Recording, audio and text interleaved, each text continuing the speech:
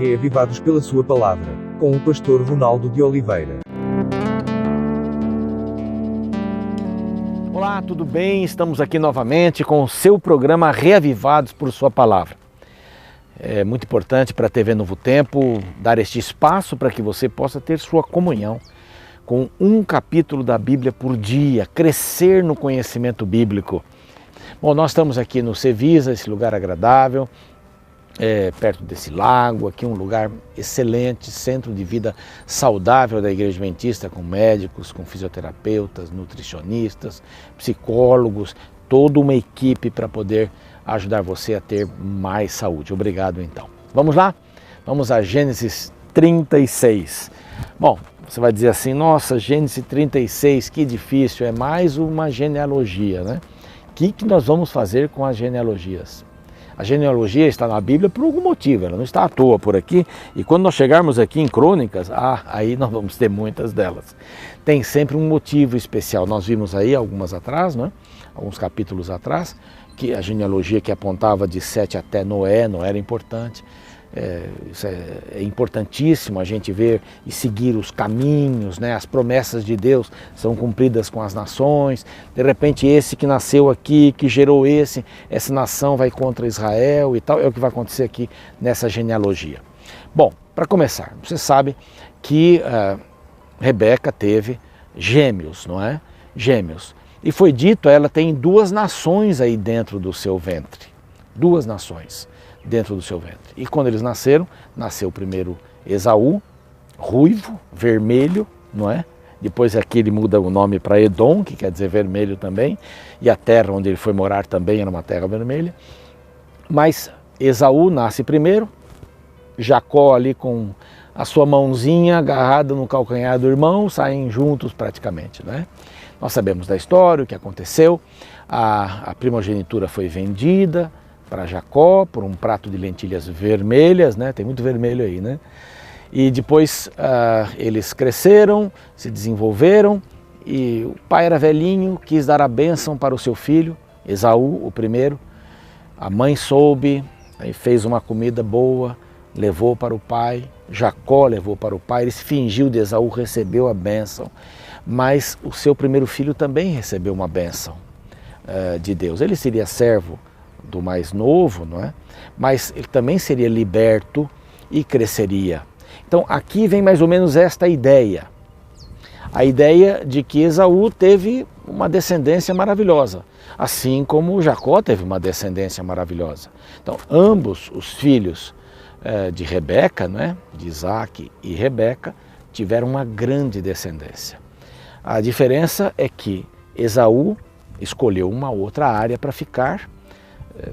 A gente acredita que logo depois que houve essa questão da bênção e tal, a família de Esaú começou a crescer bastante, ele pegou as mulheres cananitas para se casar, isso ofendeu bastante os pais, elas vão aparecer aqui. Depois ele pegou a filha de Ismael também, né? seu tio, meio-irmão de Isaac, e se casou com uma das filhas também, e aí ele teve uma necessidade de se separar, né?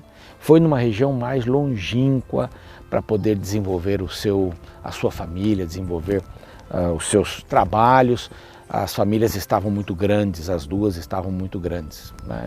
Ele se separou do seu irmão e da família dos seus pais também. Bom, aqui começa falando sobre as mulheres com quem ele se casou. Isso era uma tristeza muito grande para Rebeca e também para Isaac, ele ter escolhido pessoas que não eram da sua família, pessoas que não acreditavam no mesmo Deus, não tinham o mesmo sistema, né? O sistema de matar o cordeiro para pedir o perdão para os pecados era o que estava vigente ali. Bom, aparecem então as mulheres, são mencionadas. A lista é um pouco diferente de Gênesis 26, porque alguns nomes ou foram trocados, mudados, as pessoas tinham mais de um nome também, talvez um nome segundo foi escolhido para colocar ali. Aparece uma Judite também que não aparece nessa lista, é possível que ela tenha morrido ali e ele não coloca aqui, alguma coisa aconteceu. Mas Esaú tomou por mulheres, diz aqui, dentre as filhas de Canaã, o que os pais não queriam, Ada, Olibama e de Ismael, filha de Ismael, Bazemate, né, que é a mesma Maalate lá de Gênesis capítulo 26. Então, você percebe assim que ele quebrou um princípio que os pais queriam muito, né?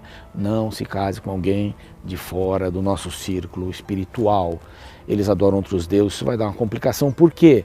Porque sempre se esperava que essa família pudesse crescer e encher toda a terra, mas não encher toda a terra por encher a terra.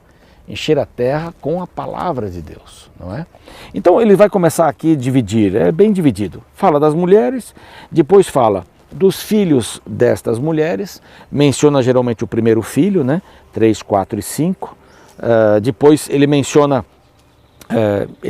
que saiu, né? Verso 6, levou Esaú suas mulheres, seus filhos, suas filhas e todas as pessoas da sua casa, seu rebanho, todo o seu gado, toda a propriedade, tudo o que havia adquirido na terra de Canaã, onde seus pais moravam, e se foi para outra terra, apartando-se de Jacó, seu irmão.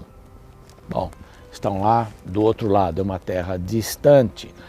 Aqui para mostrar duas coisas, a descendência foi grande e ele foi próspero, foi um homem próspero. E aí você pode dizer assim, mas os prósperos que não seguem a Deus, né? Puxa vida, eu gostaria muito de ser próspero também. Aí a teologia da prosperidade, ela ensina isso, né? Nós não concordamos, eu não concordo com essa teologia da prosperidade. Tem que fazer muito esforço para ela se encaixar na Bíblia, não é? Mas então, uma pessoa próspera é uma pessoa abençoada por Deus? Bom, na realidade ele não servia a Deus. Ele tinha um conhecimento de Deus, mas não servia a Deus. Muita gente é assim, né? Muita gente sabe que Deus está ali, às vezes até troca, Deus está lá, mas é uma força superior. Está lá, a gente sabe que está lá, mas o plano da salvação não é mais importante para mim. Naquele tempo o plano da salvação o que era? Matar um cordeiro, o cordeiro tipificava o Messias que viria em algum momento, não é? Então isso não era importante mais para Esaú. Deus existe, até existe, aí mistura com outros deuses, casa com uma mulher que traz outro Deus, e aí por diante e acaba se esquecendo, né? Tendo lá no fundo alguma coisa, mas acaba se esquecendo que o Deus real está no céu, Jeová ou Javé está por ali. Aqui ele tinha muitos bens, foi próspero, então Salmos até responde isso, né? Tem Salmo 37, né? Que é bem interessante, que fala sobre essa questão, né? Alegra-te no Senhor, Ele vai te dar aquilo que você quer, né? Mas não significa ter riquezas, né? Nesse Salmo 37, leia depois aí com um pouquinho de calma, que você vai ver que é um salmo maravilhoso. Fala justamente sobre isso. Os ímpios têm, e é a única coisa que eles têm, não é? Então, ser rico, ter bens, não significa que Deus está abençoando aquela pessoa. Então você pode ser pobre e ter a bênção de Deus.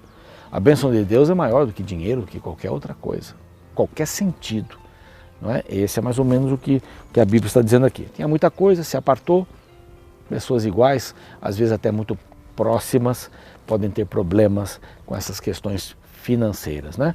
Basta morrer aí o pai de família e os filhos começam a brigar, às vezes por uma porta de uma casa, né? Ou por um quintal pequeno.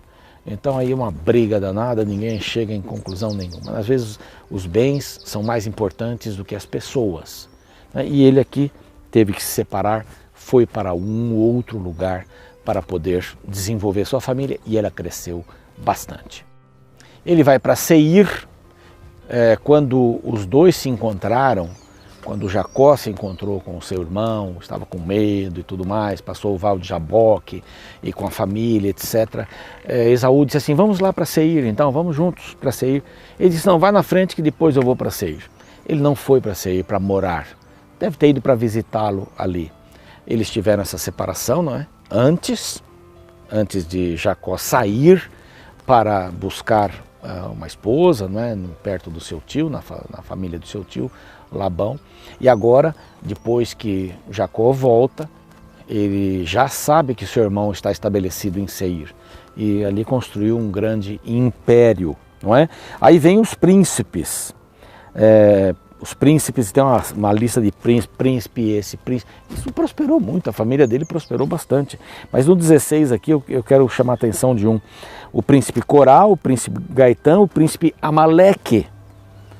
Você vai ouvir falar muito dos amalequitas, que perseguiram o povo de Israel. né? Então eles eram descendentes de Esaú.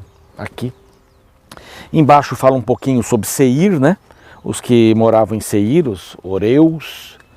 Esses Oreus, eles viviam... Aqui Moisés fala um pouquinho porque ele conhecia os Oreus. Os Oreus moravam no Alto Eufrates. Então, eram mais ou menos da época de Moisés, eles foram até a época de Moisés. Então Moisés menciona um pouco os filhos de Seir, com quem os filhos de Esaú também tiveram contato e fizeram família com eles.